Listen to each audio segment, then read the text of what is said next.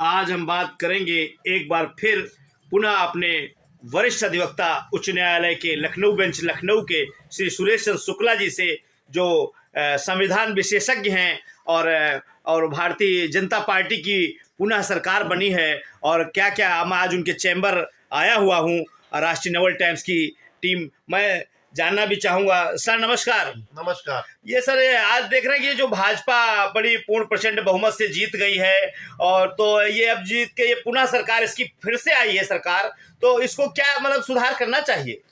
देखिए, एक बार देखा जाए तो भारतीय जनता पार्टी की सरकार जो आई है वो आई तो प्रचंड बहुमत से, लेकिन पिछले रिज्यूम से 50 सीटें 52 सीटें कम आई।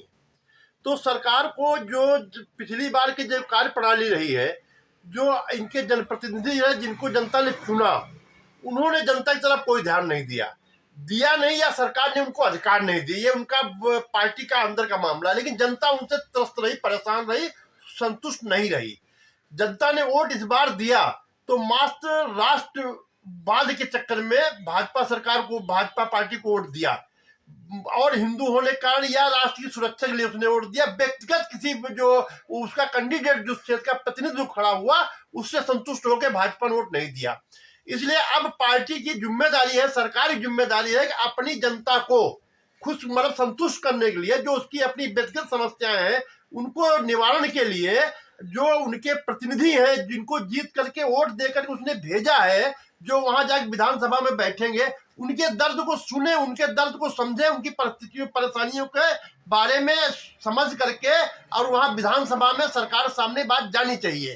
तो ये एक बहुत बड़ा मुद्दा है। जहां तक बात रहेगी, सरकारें जैसे बहुत सरकारें जातिवाद धर्मवाद की बातें करती हैं, इन सब उठ करके भाजपा ने काम किया है। इसलिए भाजपा ने काम तो बढ़िया किया है, लेकिन जो जनप्रतिनिधि और जनता के बीच का जो गैप रहा है, ये इस कारण भाजपा सरकार की 50-52 सीटें कम आई है। सर एक बात और ये जानना चाहेंगे, जो ये मध्यम वर्ग है जो हर बार सरकार बनवाता है, और ये सरकार को क्या इसके लिए भी कुछ करना चाहिए? ये मध्यम वर्ग के लिए भी कोई विशेष योजना आनी चाहिए सरकार की तरफ से, जिसने भारतीय जनता पार्टी को जिताया हो? देखिए, ये बात बिल्कुल सही है। मध्यम वर्ग एक बहुत बड़ा वर्ग है। जो मध्यम वर्ग है, मध्यम वर्ग में जो क्या नाम धनवान वर्ग भी मध्यम वर्ग में ही माना जाता है करीब करीब, और मध्यम वर्ग के ही से सरकार के समस्त हाथ पैर चलते हैं।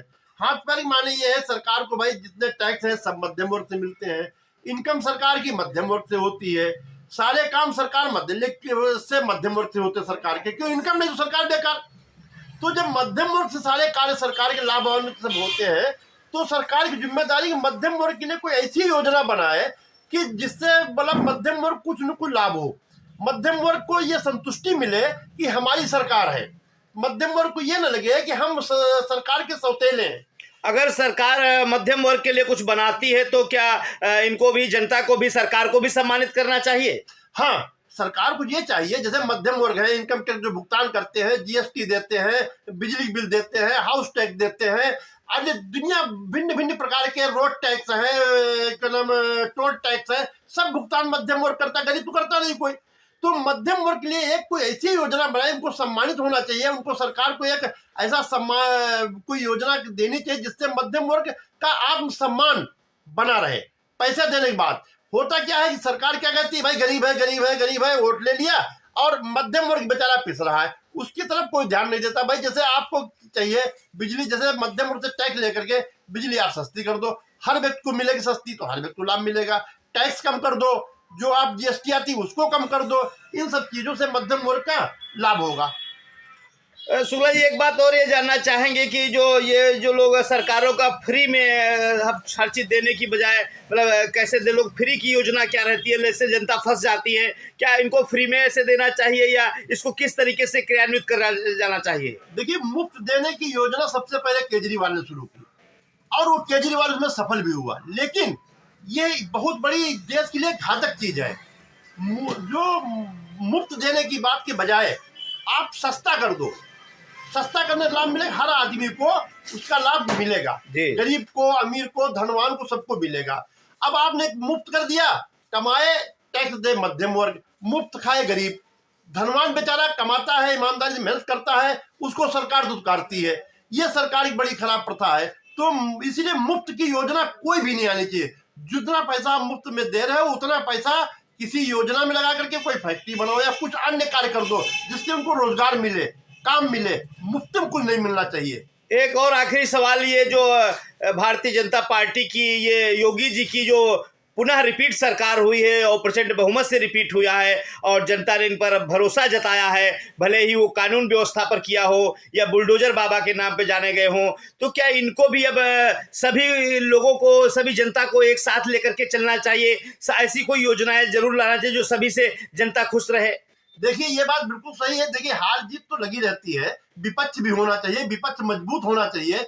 यहाँ तक कहा गया निंदक नहीं राखी है आंगन कुटी छवाए, निंदक होना चाहिए। निंदक मैंने विपक्ष मजबूत, लेकिन विपक्ष जिन्होंने उनको वोट नहीं दिया वो भी यूपी के नागरिक हैं, वो भी इनकी सरकार के नागरिक हैं। इसलिए सबके साथ समान व्यवहार करना चाहिए, कोई भी हो। हर व्यक्ति भारत का नागरिक है, कोई भी व्यक्ति हो, किसी जात, किसी धर्म, किसी का हो। आज तक सारी सरकारें जो भी आई, जितनी पार्टियां आई, सभी ने जात धर्म में लोगों को बांटती नहीं, इसीलिए देश का नुकसान हुआ।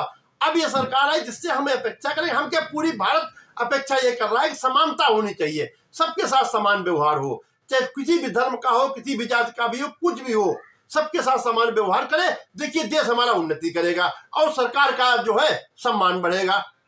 आप देख रहे हैं आज राष्ट्रीय नवल टाइम्स के चैनल पर, RNT न्यूज चैनल पर उच्च न्यायालय के वरिष्ठ अधिवक्ता सुरेश चंद्र शुक्ला जी बोल रहे हैं और वो बता रहे हैं किस तरीके से जनता को कार्य करना चाहिए, किस तरीके से क्रियान्वित करना चाहिए, किस तरीके से मध्यम वर्ग के लिए कोई एक ऐसी विशेष योजना लानी चाहिए जिससे मध्यम वर्ग उनके तरफ लोग तरीके से लालायित हो सरकार की तरफ, जिसने मेहनत करके सरकार बनाई है। आज हम सुरेश चंद्र शुक्ला जी से एक और आखिरी सवाल सर गूंज रहा है, अंतर्राष्ट्रीय स्तर का जो ये भारत और की क्या भूमिका है, जो ये रूस और यूक्रेन युद्ध चल रहा है और आज भी काफी गतिविधियां तेज है, रूस अभी भी की ऊपर बराबर हमले कर रहा है और वो यूक्रेन वाले मान नहीं रहे हैं। आज इजराइल में शायद उनकी जेलेंस्की के साथ वार्ता भी संभव है, तो अब काफी इस पर भारत की क्या दृष्टिकोण बनता है और भारत किस तरीके से अपना दृष्टिकोण रख रहा है? देखिए भारत एक इस समय वर्तमान पूरे विश्व में महान देश है और नरेंद्र मोदी के प्रतिनिधित्व में हमारी सरकार जो है बहुत मजबूत स्थिति में है। इसलिए सारे देश जो हैं, सारे देश भारत की ओर देख रहे हैं, क्योंकि जैसे नाटो है वो भी एक पक्षकार बन गया है, अमेरिका है वो भी एक पक्षकार है, लेकिन भारत तटस्थ है इस समय। तो हर देश की नजर ये है कि भारत, पुतिन भी चाहते, रूस भी चाहता है कि भारत किसी तरीके से हमारी मदद करे और जो यूक्रेन भी चाहता है कि भारत हमारे बीच में युद्ध में हमारी वार्ता करावे। तो ये युद्ध की समाप्ति जो होगी, जो शांति प्रक्रिया, अगर शांति व्यवस्था आएगी तो भारत देश की प्रक्रिया से ही आएगी। भारत देश जब हस्तक्षेप करेगा तभी विश्व में शांति होगी। भारत देश की ये रोल पूरे दुनिया में है इस समय। आप बता रहे, देखिए काफी उच्च न्यायालय के वरिष्ठ अधिवक्ता हैं और संविधान विशेषज्ञ हैं सुरेश चंद्र शुक्ला जी, जो बता रहे हैं कि भारत एक शांति प्रिय देश है और शांति से ही विश्व में कुछ बदलाव लाया जा सकता है, शांति से ही युद्ध को रोका जा सकता है और भारत इसमें सक्षम है। जब भारत अगर चाह लेगा तो शांति तरीके से इसका हल भी निकाल लेगा। आज आप राष्ट्रीय नवल टाइम्स पर RNT न्यूज चैनल पर सुन रहे थे सुरेश चंद्र शुक्ला जी को। बहुत बहुत धन्यवाद सर आपका हमारे चैनल पर आने के लिए। Thank you, sir. Thank you. Very kind of you.